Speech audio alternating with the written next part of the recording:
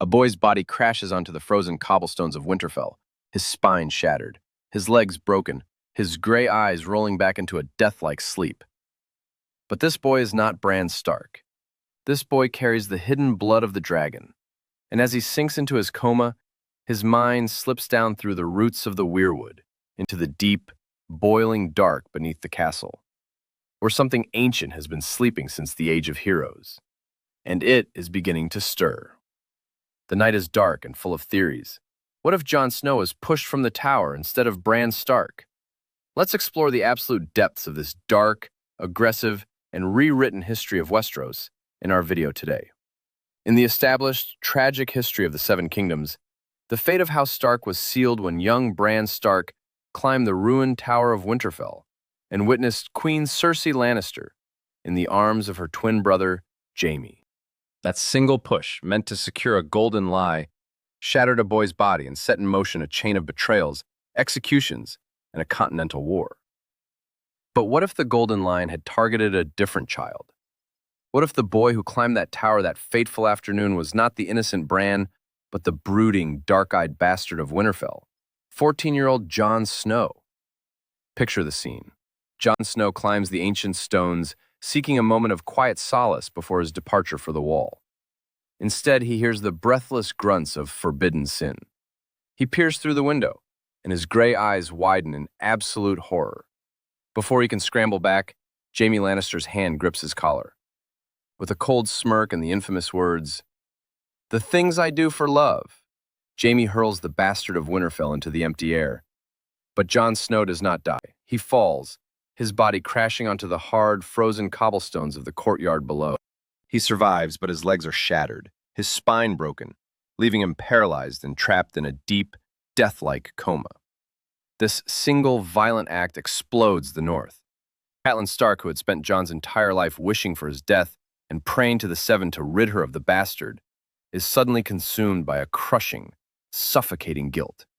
She realizes that her silent, bitter prayers have been answered in the most horrific way possible, transforming her hatred into a desperate, agonizing need for penance. And Eddard Stark, the stoic, honorable Lord of Winterfell, looks upon the broken body of his sister Lyanna's only son. Looking into those gray, pain-filled eyes that mirror the sister he lost at the Tower of Joy, Ned Stark loses the iron restraint he has worn for 15 years. His rigid, ancient code of honor shatters like thin ice under a warhammer. He does not ride south to King's Landing to serve as Robert's hand. He does not play the polite host. He locks the colossal ironwood gates of Winterfell, calls the banners of the North, and declares the royal court and the Lannisters to be oath breakers before King Robert Baratheon's wheelhouse can even travel 10 miles down the King's Road. This is a story of a furious, dishonorable Eddard Stark, a story of a father who will burn the Seven Kingdoms to ash to protect his blood, a story of the imp Tyrion Lannister, taken hostage in the freezing dark of the crypts, a story of a paralyzed boy whose mind drifts deep into the roots of the weirwood, where his Targaryen blood ignites an ancient, terrifying wrath sleeping beneath the hot springs of Winterfell, and a story of a broken brotherhood between the stag and the wolf, ending in a clash of steel and a roar that Westeros has not heard in 150 years. Before we plunge into the freezing winds of the north and the bloody trenches of the siege of Winterfell, make sure to smash that subscribe button, leave a like on this video, and share your thoughts in the comments. If this video reaches 5,000 likes, we will immediately begin writing the next massive, aggressive chapter of this rewritten timeline. Also, make sure to join our Discord server, linked in the description below, to debate Westerosi lore with fellow fans. Now, adjust your armor, draw your swords, and let us travel back to the courtyard of Winterfell, where a bastard boy is about to break upon the stones. The cold wind of Winterfell always carried the scent of old stone, damp earth, and pine needles. But on this late afternoon, it carries the smell of blood. It is a quiet day in the courtyard, the sun dipping below the horizon and painting the gray stone walls of the keep in shades of bruised purple and crimson. Suddenly, a sickening wet thud echoes off the walls of the first keep. The servants freeze, the guards turn, And there, lying in a crumpled, broken heap upon the unforgiving, frozen cobblestones, is Jon Snow. The boy's limbs are bent at unnatural, horrific angles, his dark blood already beginning to pool in the shallow cracks of the stone. His eyes, usually so bright and watchful, are half closed, vacant, and glazed with a terrible shock. Within seconds, the silence of the courtyard is shattered by screams. Maester Luwin is the first to reach him, his old hands trembling as he kneels in the dirt, checking for a pulse that is dangerously weak. Catelyn Stark rushes out of the great hall at the sound of the commotion, her skirts dragging in the mud. She pushes through the crowd of onlookers, intending to see which of her children has been hurt. But when her eyes land on the pale, bloody face of the bastard, she stops dead in her tracks. Her hand flies to her mouth, her eyes widening in a mixture of sheer, paralyzing horror and a sudden suffocating guilt that feels like a physical blow to her chest. Just the night before, standing in the quiet of the sept, she had stared at the statues of the mother and the father and whispered a bitter, venomous prayer. She had prayed for the boy's death. She had wished, with every fiber of her being, that the old gods or the new would take this walking reminder of her husband's infidelity away from her home. And now, looking at his broken, motionless body, she believes she has killed him. She believes the gods have answered her cruel prayers, turning her into a monster in her own eyes. Catelyn Stark says to Maester Luwin in a trembling, breathless whisper, Is he dead, Luwin? Tell me the gods have not taken him. Tell me he still breathes. I did not mean it. I swear to the mother, I did not mean for this to happen. Maester Luwin does not look up, his fingers pressing firmly against Jon's throat as he shouts for a litter. He can feel the faint, fluttering heartbeat of a boy clinging to life by a single thread.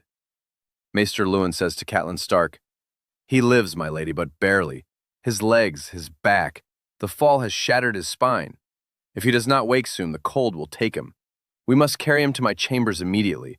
Robb, help me lift him. Carefully, by the gods. In the midst of this panic, Eddard Stark arrives, his heavy fur cloak billowing behind him. He kneels beside the boy, his gray eyes locking onto the blood on the stones. He picks up Jon's limp hand, and as he does, he looks into that pale face. In the lines of Jon's jaw, in the quiet, stoic curve of his brow, Ned does not see a bastard. He sees Lyanna. He sees his sister's dying face in the Tower of Joy, her blood-soaked sheets, and her desperate, weeping whisper, Promise me, Ned. Something inside Eddard Stark snaps. The rigid, ancient honor that had guided him through wars, through king's courts, and through decades of peaceful rule collapses.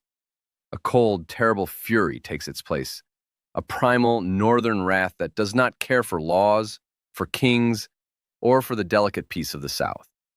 He looks up at the ruined tower, then at the royal apartments where King Robert and his court reside. He knows this was no accident. A northern boy does not slip from his own walls. A Stark does not fall without a hand pushing him. Ned Stark says to his guards with a voice that sounds like grinding ice, Close the gates. Lock every ironwood door in this castle. No man, no woman, no soldier of the royal court leaves this fortress. If any Lannister or Baratheon tries to cross the threshold, cut them down. We are no longer hosts to a king. We are protectors of our own. The command is absolute.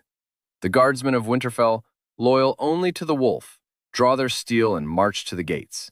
The massive, heavy ironwood gates of Winterfell slam shut with a thundering, deafening boom that rumbles through the entire castle.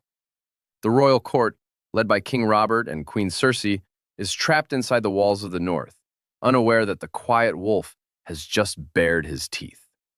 Ned Stark does not stop there. He remembers that Tyrion Lannister was seen wandering near the old keeps earlier that afternoon, his mismatched eyes always watching, his sharp tongue always probing.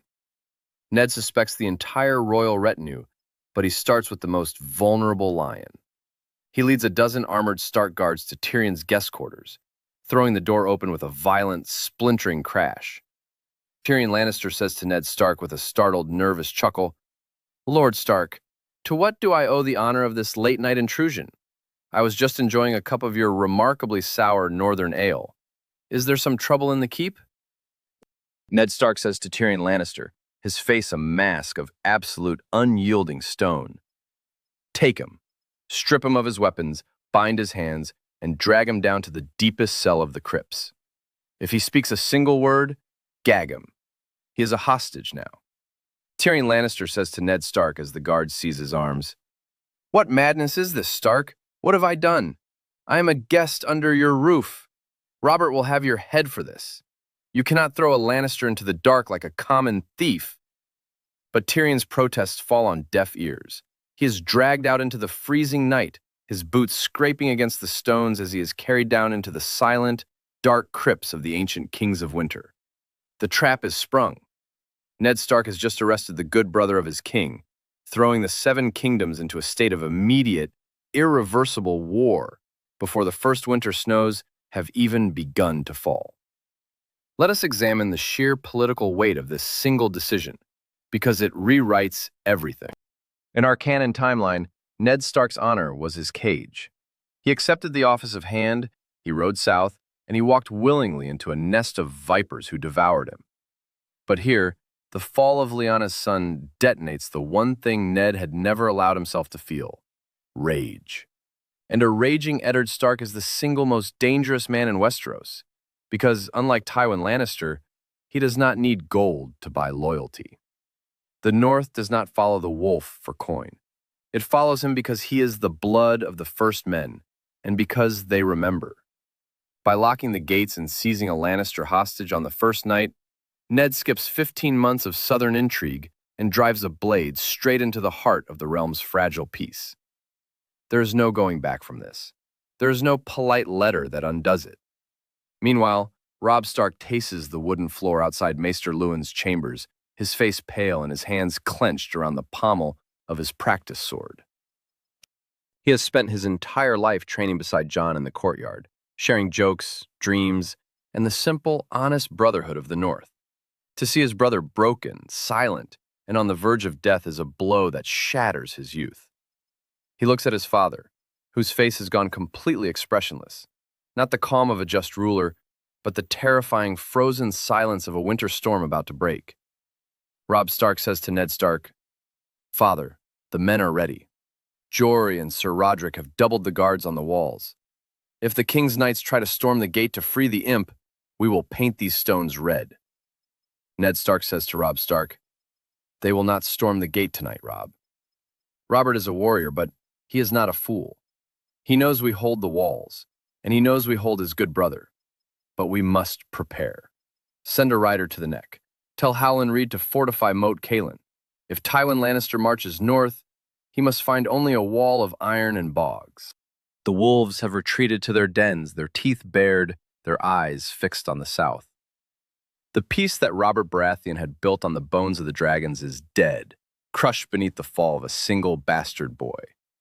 3 nights after the fall, the fire in Maester Luwin's tower has burned down to embers. Catelyn Stark has not left Jon's bedside. She has not eaten, she has not slept.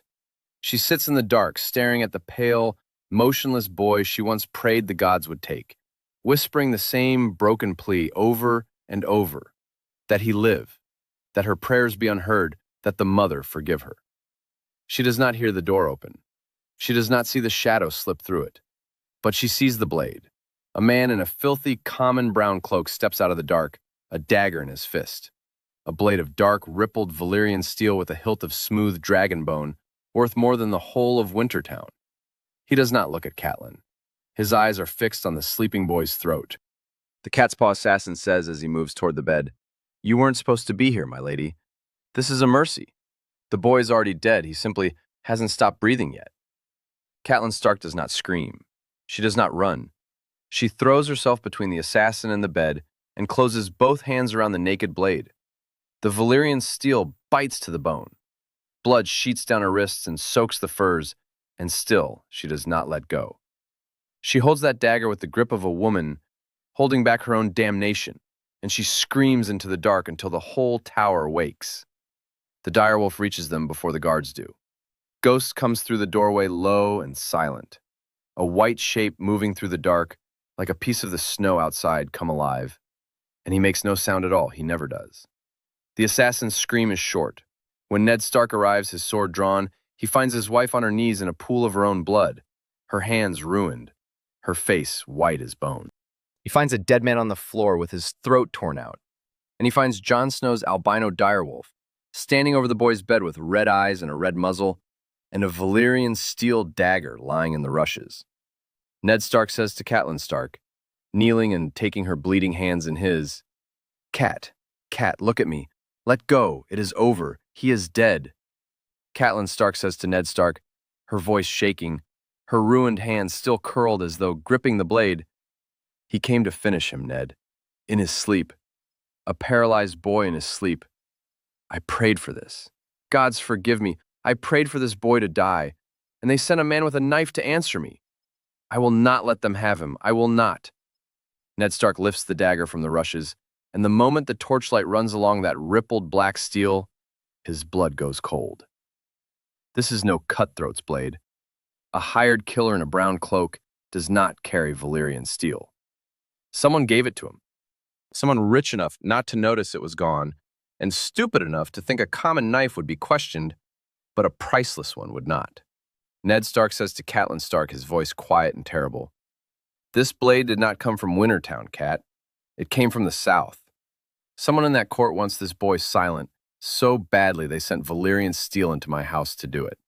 They pushed him from my tower, and when he had the discourtesy to survive, they sent a man to cut his throat in his bed. Whatever Jon saw up there, it is worth a war to them. The catspaw's blade changes everything. Before, Ned had suspicion. Now he has evidence, sitting in his hand, forged in old Valyria. The North does not need a trial. The North needs blood. The morning sun rises over Winterfell, but there is no warmth in its light. The courtyard is a forest of steel. 500 Stark guards, clad in boiled leather and iron mail, stand in silent, disciplined formations, their spears pointed toward the guest house where the royal family is barricaded. King Robert Baratheon, having finally sobered up, stands in the center of the yard, his giant frame shaking with a mixture of absolute confusion and rising, thunderous rage. He holds his warhammer in his hand, his eyes bloodshot as he stares at his oldest friend. Robert Baratheon says to Ned Stark, his voice roaring like a storm, "Have you lost your mind, Ned? You lock my gates? You arrest my wife's brother? You point your spears at my guards? I am your king. I made you hand of the king, and you treat me like a prisoner in your own castle." Ned Stark says to Robert Baratheon, his voice calm, steady, and deadlier than any roar, "My son lies in Maester Luwin's chambers, Robert. His back is broken. He was pushed from the first keep. A boy of 14 does not slip from a wall he has climbed since he could walk. And 3 nights ago, a man came into my castle with a Valyrian steel dagger to cut his throat while he slept. Valyrian steel, Robert, in the hand of a beggar in a brown cloak. Who in this yard owns a blade like that? Someone under your protection tried to murder my blood twice. I will have the truth, or I will have the heads of every lion in this keep." Cersei Lannister stands on the wooden balcony of the guest house, her gold-embroidered dress shivering in the freezing wind. Her face is pale, but her emerald eyes are sharp, flat, and filled with a cold, desperate malice. Cersei Lannister says to Robert Baratheon with a sharp, hysterical shriek, "Robert, do not listen to this barbarian. His bastard is a clumsy pup who fell because he was climbing where he shouldn't have been. He arrests Tyrion to insult our house. He is committing treason. Execute him. Have your Kingsguard cut him down where he stands." Jaime Lannister steps forward, his hand resting on the golden pommel of his sword, his face carrying a tense, dangerous smirk. But he looks around the courtyard and understands the grim arithmetic. Robert did not bring the whole of the Kingsguard north to a friend's house. He brought a handful of white cloaks and a wheelhouse full of courtiers. The Lannister guards are barely 50, and they are surrounded by hundreds of northern warriors who are eager for a reason to spill southern blood. There is no escape. There is no victory in this yard. Ned Stark says to Robert Baratheon, ignoring Cersei completely, "Your court will leave Winterfell, Robert. I refuse the office of hand. I will not serve a king who brings murderers into my home. Take your queen, take your knights, and march back to your warm south. But Tyrion Lannister remains here. He is my hostage, If any Lannister army crosses the neck, if any Lannister sword is drawn against the north, the imp's head goes to Casterly Rock in a basket. Robert Baratheon looks at his friend, seeing a stranger standing before him. The warm, laughing boy he had warded with in the Vale is gone, replaced by a cold, relentless warden of the North who is prepared to tear the realm apart for the sake of a bastard. Robert's shoulders sag, the anger in him deflating into a bitter, hollow sorrow. Robert Baratheon says to Ned Stark in a low, ragged whisper, "You are breaking our brotherhood, Ned. For a bastard boy, you would throw away 15 years of peace? You would see us stand as enemies?" Ned Stark says to Robert Baratheon, "You broke our brotherhood when you stood over the bodies of Elia Martell's children and called it a fine thing. I swallowed my honor then to preserve your crown. I will not swallow it now. Go, Robert. Go before I forget that we were ever brothers." The royal court is forced to depart.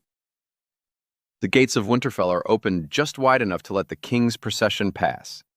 Robert, Cersei, and Jaime ride out into the gray, freezing morning, their banners of stag and lion fluttering in the biting wind. They leave behind Tyrion Lannister, locked in the freezing dark of the crypts, and they leave behind a north that is no longer part of the Seven Kingdoms. Far to the south, in Casterly Rock, the old lion sits in his solar, his face cold, flat, and devoid of any emotion as he reads Cersei's desperate raven. He does not weep for Tyrion, whom he has always despised, but he cannot tolerate the public insult to his house. To take a Lannister hostage is to challenge the very foundation of their power. Tywin Lannister says to Sir Kevin Lannister, "Eddard Stark is a soldier, Kevin, but he is not a statesman. He believes he can hold my son and keep his north. He is wrong. Call the banners. 30,000 swords from the Westerlands. We march for the Riverlands, and if Stark does not release my son, we will turn his wife's homeland into a graveyard and let him listen to it burn from behind his walls." While the Lannisters assemble their gold, Ned Stark's own banners gather in the great hall of Winterfell. The northern lords arrive, their faces grim, their armor caked with frost, their breath steaming in the firelit dark. First is the great Jon Umber, his giant, roaring frame leading 4,000 warriors of the last hearth. He enters the great hall and slams his massive fist onto the table hard enough to rattle the cups. Great Jon Umber says to Ned Stark with a booming laugh, "Let the southern boys come, Lord Stark. They think their gold can shield them from our steel. I will lead the vanguard myself and cave in the chest of any lion who dares look north." Next comes Rickard Karstark, his face a mask of unyielding sternness, leading 300 horse and 2,000 spears down from Carhold. And behind him, silent, pale-eyed, and watchful, is Roose Bolton, the Lord of the Dreadfort, who stands in the shadows of the hall and speaks in a voice so soft the lords must lean in to hear it. Roose Bolton says to Ned Stark, "The Lannisters are wealthy, my lord, but gold does not keep a man warm in winter. The Riverlands are vulnerable. If we strike first, we can hold the Golden Tooth before Tywin Lannister assembles his host. Let us be ruthless. Honor is a luxury we cannot afford in this war." Ned Stark looks upon his lord, seeing the strength of the North gathered in his hall. He knows Tywin is already raising his banners in the west, and that Robert will have no choice but to march for his queen's family. The North stands alone, but it stands. Let us consider what makes this timeline so uniquely dangerous, because it is not simply that Ned got angry. In our canon history, the War of the Five Kings was a chaotic scramble in which every great house fought for its own ambition, and the North was dragged south, stretched thin, and butchered at a wedding. But here, the North never leaves the North. Ned does not march to save Riverrun. He does not crown a boy king. He fortifies the neck, seals Moat Cailin, and dares the entire realm to come and take his walls. Every lesson the South ever learned about beating Northmen was learned by catching them in open southern fields. Nobody alive knows how to break the North in the North. They are about to learn why the kings of winter ruled for 8,000 years, and they are about to learn it in the worst possible way. While the North prepares for war, in the quiet, drafty chambers of Maester Luwin's tower, Jon Snow lies in a state of absolute, motionless silence. His paralyzed body is cold, his breath thin and shallow, his mind trapped in a dark, suffocating abyss where no light can reach him.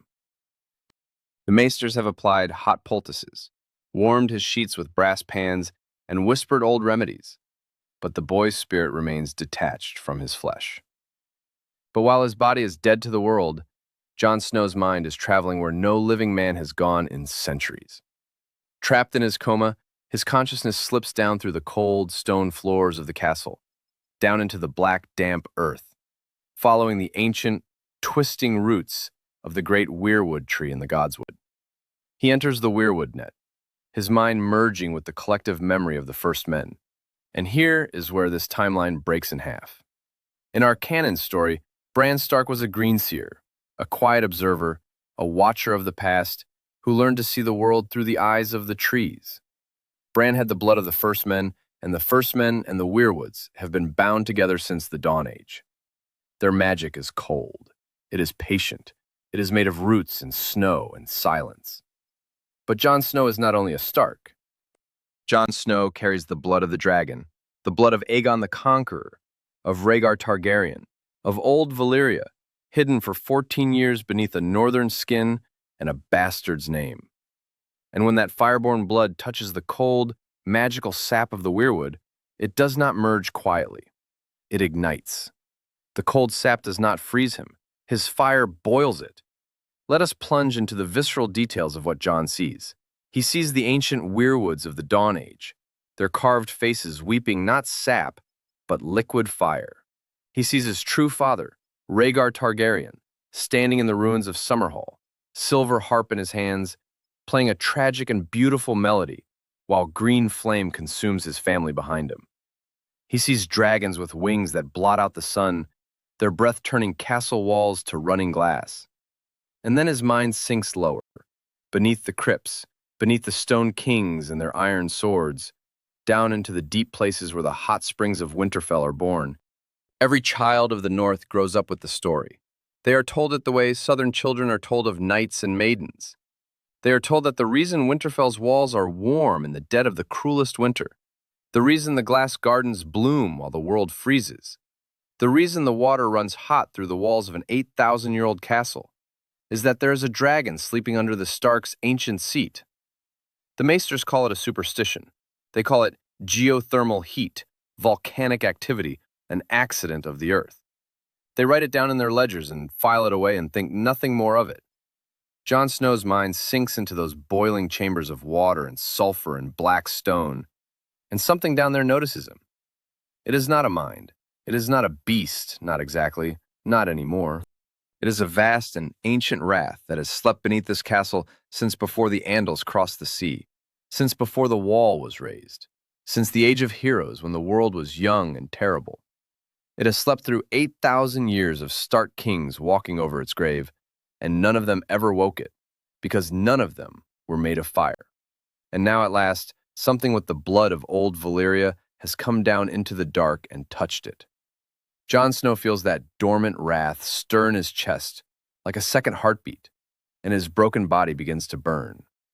Maester Luwin is baffled. He has studied at the Citadel for decades, earning links of silver and gold, and he has never encountered anything like this.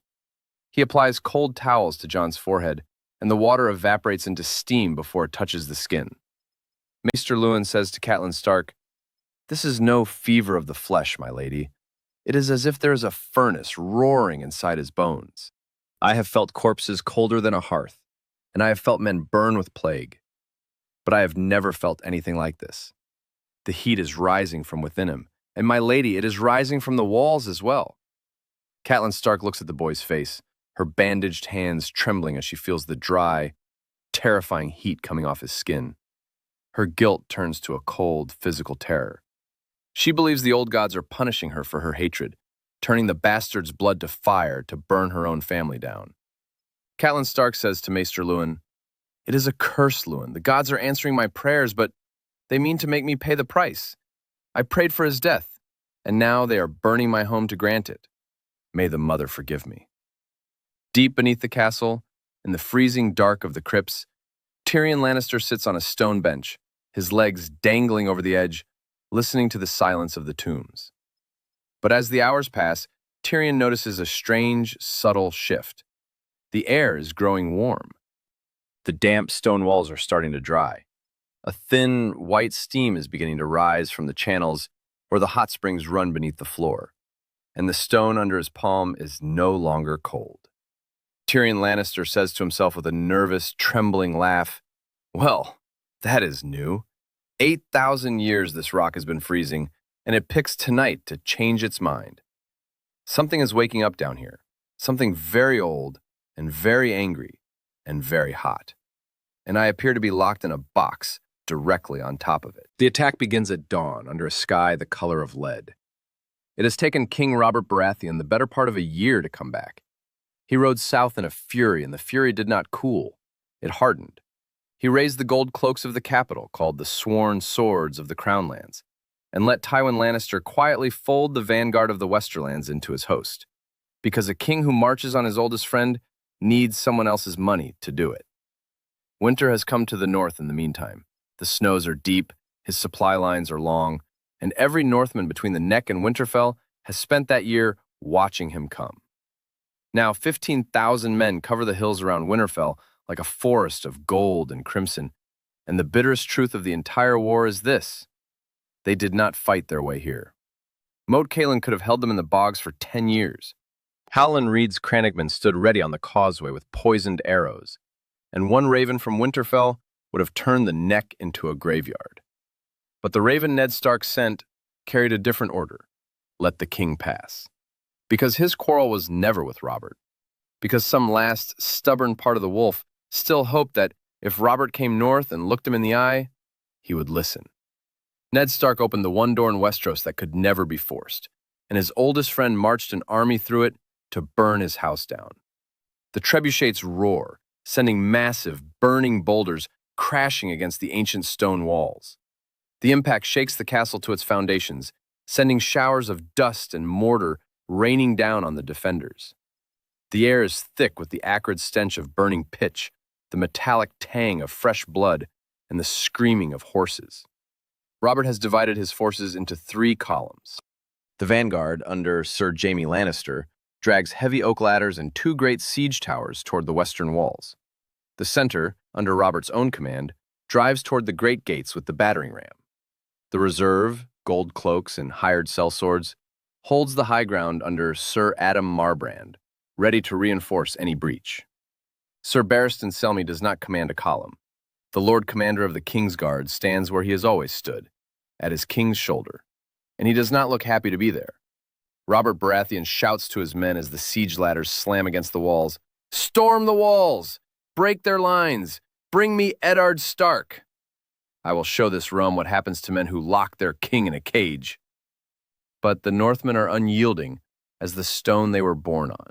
Under the command of Robb Stark and the great Jon Umber, they hold the battlements with a brutal, mechanical efficiency, hurling stones, pouring boiling pitch down the ladders, meeting every man who reaches the top with cold northern iron. Robb Stark fights beside his men, his sword moving in the precise forms his father taught him, and his direwolf Grey Wind runs at his side, a blur of gray fur and bloodied fangs, tearing the throats out of any soldier who gains the parapet. Ned Stark stands on the high ridge of the great keep, his greatsword ice clutched in his hands. The ancient, dark Valyrian steel catches the dim light of the morning sun, looking like a shard of frozen night. Ned takes no joy in the killing. He slays with a cold, solemn precision, the product of decades of war. He is no longer the quiet wolf. He is the executioner of Winterfell. Ned Stark says to Rickard Karstark as they push back a wave of gold cloaks, "Keep the archers on the walls, Rickard. Do not let them bring up the ram. If the ironwood falls, we fight in the courtyard, and their numbers will drown us." The fighting becomes a wet nightmare of mud and steel. Rain begins to fall, turning the ground into a swamp that is rapidly stained red with the blood of Northmen and Southerners alike. Ladders are pushed back and fall with sickening crashes, carrying dozens of men to their deaths. But the royal army is endless. For every soldier who falls, 2 more take his place. By midday, Robert brings up the ram, a massive iron-headed monster called the Stag's Horn. dragged forward by 50 armored gold cloaks beneath a heavy wooden roof. It reaches the gates, and with a rhythmic, thundering crash, it begins to batter the ancient ironwood. The wood splinters, the hinges groan. Inside, the defenders watch the gates with wide, frightened eyes. Robb Stark assembles the last of the northern cavalry in the courtyard, lances ready for a final, desperate charge. Robb Stark says to his men, his voice cracking with exhaustion, but filled with a fierce northern resolve. If the gates break, we ride straight into their center. No wolf dies in a cage. For Winterfell, for the north. But while the battle rages above, in the deep dark below, the heat has become intolerable. Tyrion Lannister stands pressed against the bars of his cell, his clothes soaked through with sweat, his hands scalded where he touched the iron. He can hear the ram, but beneath it, under it, through the soles of his boots, he can hear something else, a deep, low rumbling rising out of the earth, slow and rhythmic and enormous, like breathing. The water in the springs is boiling now, and white steam is pouring through the crypts of the kings of winter like smoke through a chimney. The darkness of the Winterfell crypts is no longer cold. The ancient vaulted chambers are choked with heavy, suffocating white steam that rises from the boiling waters below. The stone statues of the kings of winter seem to sweat in the humid heat, their carved eyes watching Tyrion Lannister as he paces his cell like a caged animal. And Tyrion's mind, which has never once failed him, is assembling the pieces. He remembers Jaime returning to their chambers on the afternoon of the fall, pale, disheveled, saying nothing. He remembers Cersei's frantic pacing, her green eyes going again and again to the window that faced the ruined tower. He remembers that a dagger of Valyrian steel found its way into the hand of a beggar 3 nights later. And he remembers, because he has always known, what his brother and sister do when they think no one is watching. Jon Snow climbed that tower. Jon Snow saw them. Jaime threw him out the window. And when the boy had the poor manners to survive, someone sent a knife to finish the job. Tyrion knows that if Ned Stark ever learns this, Jaime and Cersei are dead. He also knows that if he does not say it aloud right now, he will die in this boiling tomb, and his brother and sister will never even ask what became of him. The thundering of the ram rolls through the stone above, each blow closer and louder. The gates will not hold another hour. Tyrion Lannister shouts to his guards with a desperate, hoarse voice. "Bring me Ned Stark. Tell him I know why his boy fell. Tell him I know who put the dagger in the beggar's hand. If he does not come now, the North will burn for a lie, and I will burn in this cellar with it." The guard, a stern Northman named Hallis Malin, looks at the sweating, desperate dwarf through the iron bars. Another blow from the ram shakes dust from the ceiling. He goes to fetch his lord. Ned Stark descends into the crypts covered in blood and soot, ice still bare in his hand, its dark Valyrian steel catching the torchlight. He stands before Tyrion's cell, his face a mask of absolute, unyielding stone. Ned Stark says to Tyrion Lannister, "You asked for me, Lannister. Speak quickly. The ram is at my gates, and I have no patience for a dwarf's riddles."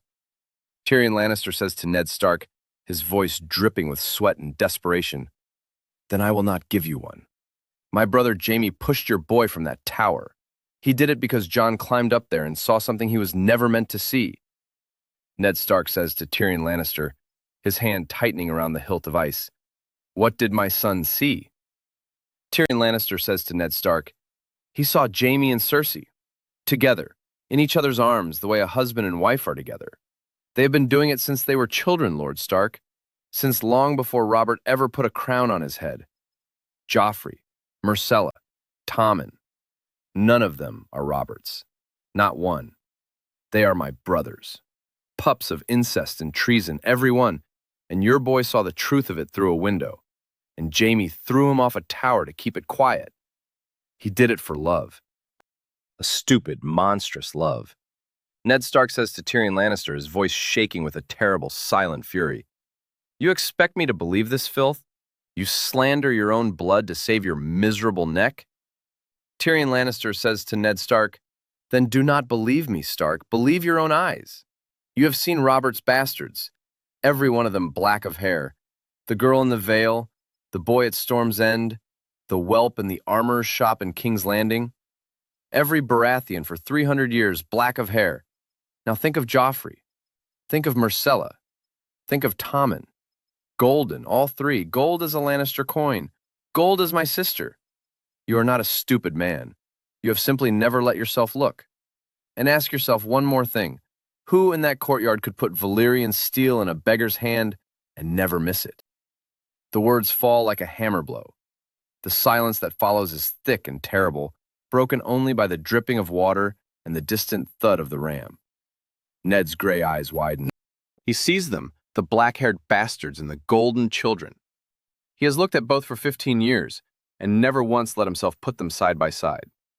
Ned Stark says to Tyrion Lannister in a low, ragged whisper that carries the cold of winter, "Incest. Treason of the highest order. And my sister's son is dying in a tower because of it." Tyrion Lannister says to Ned Stark, "Your sister's son? Careful, Lord Stark. That is a peculiar way to speak of your own bastard. But I am in no position to pull at that thread. And frankly, I have larger concerns. My family is rotten to the root, and I had no part in this. Release me. Let me stand before Robert and say to his face what I have said to yours. But look at your walls, Ned. Look at them. They are sweating. The springs are boiling. That boy in the tower is doing this, isn't he? He is waking something up under us, and neither of us knows what happens when it opens its eyes." Ned Stark does not answer. He turns and climbs back toward the light, his mind a storm of grief and fury, and one thought hammering louder than the ram at his gates.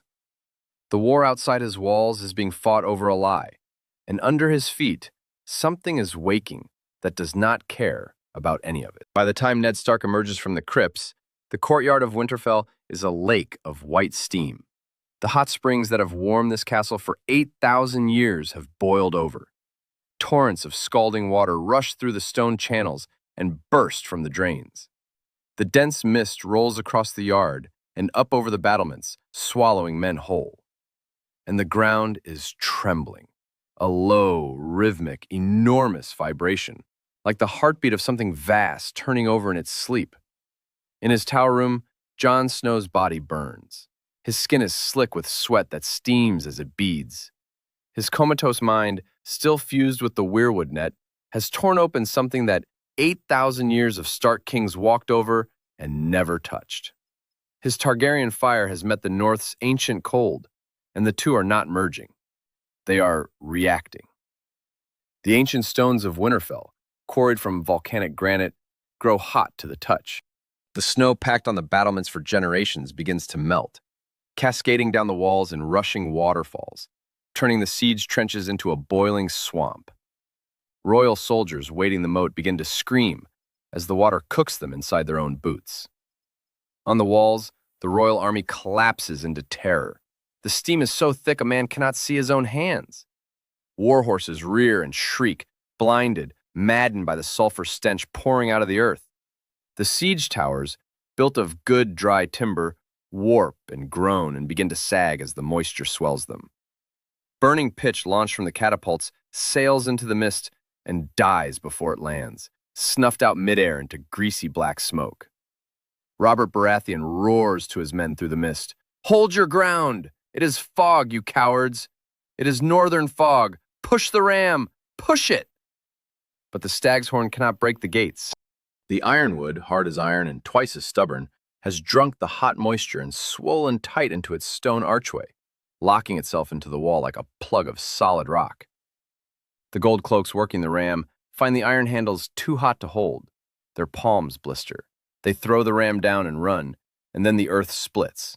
A fissure tears open across the center of the courtyard, and a geyser of boiling water and white steam erupts 50 feet into the air with a shriek like 1,000 kettles. The blast silences the entire battlefield. Men caught in it are scalded where they stand, their armor becoming boiling metal graves, and they drop to the stones, screaming. The outer walls begin to crack, their foundations shifting under the pressure rising from below. Great blocks of granite crumble and fall into the trenches, crushing the siege engines beneath them. This is no longer a battle between men. This is a war against the earth itself, and it is being directed by the sleeping mind of a paralyzed bastard boy. Ned Stark shouts to Robb Stark through the steam. Get them back! Fall back to the Great Keep! The ground is opening. Do not let the men be caught in the fissures. Robb Stark leads the retreat, Grey Wind pressed against his leg, the direwolf's eyes wide with a feral terror of the thing rising beneath the stones. The defenders fall back to the inner fortress and leave the courtyard to the steam. 1,000 leagues to the south, on the wet black stone of Dragonstone, a woman in red robes stands before a brazier and does not blink. Melisandre Vashai has been staring into these flames for hours. She sees the north. She sees steam. She sees a boy burning in a tower, and beneath him, coiled in the deep dark, something enormous opening one eye. Melisandre says to Stannis Baratheon, Your Grace, I have been wrong. All these months I've looked into these flames searching for Azor Ahai reborn, and I searched the places that made sense to me, the smoke and the salt, the fire and the sea. I searched here. I searched you. But the Lord of Light has found his chosen where I would never have thought to look. Not in fire, Your Grace, in the snows. There is a dragon waking beneath Winterfell, and the boy who woke it is lying in a tower with a broken back, burning your brother's army alive without lifting a finger. Stannis Baratheon says to Melisandre, his jaw grinding, My brother marches on Eddard Stark. My good brother is a hostage in a crypt. And now my priestess tells me the savior of the world is a crippled bastard in the north. I have spent my life being told what I am owed and watching other men take it. I sit on this rock and I wait. Let Robert have his war. When it is done, one of them will be dead, and the realm will need a king who does not chase ghosts through a fire. Melisandre says to Stannis Baratheon, It is not a ghost, Your Grace. It is awake, and it has already looked back at me. And when it comes for the wall, it will not be asking whose claim is the stronger. The inner gate of Winterfell splinters with a thundering, deafening crash. King Robert Baratheon stands in the archway, his giant frame covered in mud, soot, and the blood of his own men, his massive warhammer held high. The steam swirls around him like a shroud. He is the last warrior of the Trident, a king who has lost his army and refuses to lose his pride. He stares through the mist, his bloodshot eyes locking onto Eddard Stark at the far end of the ruined courtyard. Ned Stark stands in absolute silence, his boots planted in the mud, ice held ready. His long, solemn face carries no anger and no fear, only a deep, heartbreaking sorrow for the brotherhood they spent a lifetime building and which is about to end here, on the bones of his ancestors. Robert Baratheon shouts to Ned Stark, his voice cracking with exhaustion and raw, agonizing grief. Come then, Ned. Face me. Draw your sword against your king. You locked my gates. You took my wife's brother. You made me march an army through the snow to my brother's house. Speak, you silent bastard. Ned Stark says to Robert Baratheon with a voice that sounds like cracking ice. I do not draw my sword against my king, Robert. I draw it against the lions who have made you a fool in your own bed. Robert roars and charges, boots churning the mud, the hammer swinging in a wide, deadly arc. Ned blocks with ice, and the clash of Valyrian steel on iron rings through the courtyard like a thunderclap. The force drives him back a step, his arms shaking under the weight of Robert's fury. But Ned does not strike back. He sidesteps the next swing, and the great hammer buries itself deep in the frozen earth. And in that half second, while Robert is bent over his own weapon, Ned speaks. Ned Stark says to Robert Baratheon, his voice rising to a terrible, deafening roar. Your children are not yours, Robert. Joffrey, Myrcella, Tommen, not one of them has a drop of your blood. They are Jaime Lannisters. Your queen has been bedding her own brother since before you ever put that crown on your head. Count your bastards, Robert. Every one of them black-haired. Every Baratheon black-haired for 300 years. Now look at your golden little prince and tell me whose son he is. Jaime threw my boy off that tower to keep it quiet, and when Jon lived, they sent a man with a Valyrian dagger to open his throat in his sleep. My wife's hands are ruined holding that blade. This war, all of this, is a lie to cover their sin. Robert Baratheon freezes, his hammer still buried in the mud, and the world goes silent. It is the strangest thing. A moment ago, this courtyard was the loudest place in Westeros. The ram, the screaming, the roar of the geysers, 15,000 men dying in the steam. And now Robert Baratheon cannot hear any of it. The battle drains away into a high, thin ringing, the way it does when a man takes a blow to the head. And all that is left in the whole world is his own heartbeat, and Ned Stark's voice still hanging in the air. He does not need a scroll. He does not need a maester's ledger, or a book of lineages, or the testimony of a dwarf. He has 3 bastards he can name, and a dozen he cannot, and every last one of them came out of the womb with hair as black as the Baratheon stag. He thinks of Maya Stone in the Vale, the little girl who rode a mule down a mountain and had his own black hair whipping in the wind. He thinks of Edric at Storm's End. He thinks of the armorer's boy in Flea Bottom, hammering at a forge with Robert's own face staring back out at him. And then he thinks of Joffrey, golden. All 3 of them. Gold as a Lannister coin. Gold as her. 15 years. 15 years of sitting at that table, of putting his hand on that boy's shoulder, of calling him son in front of the whole realm, while Jaime Lannister stood behind the throne in his white cloak and watched. The truth does not hit Robert Baratheon like a hammer. It hits him like the ground coming up. The strength goes out of his giant limbs all at once, and the greatest warrior of his age, the man who caved in Rhaegar Targaryen's chest at the Trident, sinks to his knees in the mud of Winterfell, with his hammer standing in the earth beside him like a grave marker. Robert Baratheon says in a low, ragged whisper of absolute agony, "No, no, Ned. Tell me it is a lie. Tell me she didn't. Tell me I haven't been raising his get, calling them mine, putting a crown on his son's head. 15 years, Ned. I loved you like a brother, and I let them put you out of my sight. And I gave them my gold, and my name, and my bed." Ned Stark says to Robert Baratheon, kneeling beside his friend in the mud and putting a heavy hand on his shoulder, "It is the truth, Robert. Tyrion Lannister is in my crypts, and he will say every word of it to your face. We won a throne together, and we handed our souls to the lions to keep it. It is not too late to take them back." And at that exact second, as the 2 brothers kneel together in the mud with their war dead all around them, the earth beneath Winterfell heaves, the ground splits, the hot springs blow open, a column of white steam erupts from the crypts and rises hundreds of feet into the gray northern sky. And from the deep, silent dark beneath the ancient seat of the kings of winter, something roars. It is a sound that Westeros has not heard since the last dragon died 150 years ago.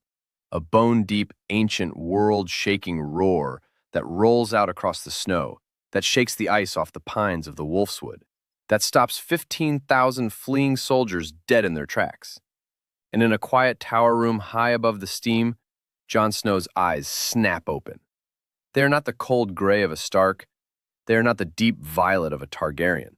They are burning with molten gold and glacier blue at once, the 2 colors twisting through each other like fire poured into ice, and neither one consuming the other. Maester Luwin stumbles backward and drops his lamp on the stones because he is an educated man of the Citadel, and he is looking at something no link in his chain has a word for.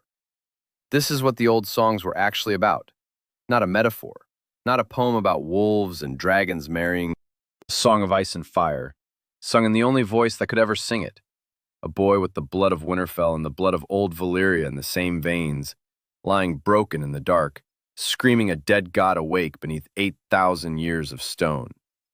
On Dragonstone, a red priestess falls to her knees before her fire and weeps with joy. Beyond the wall, something very old and very cold turns its head south and listens. The snows of Winterfell are melting.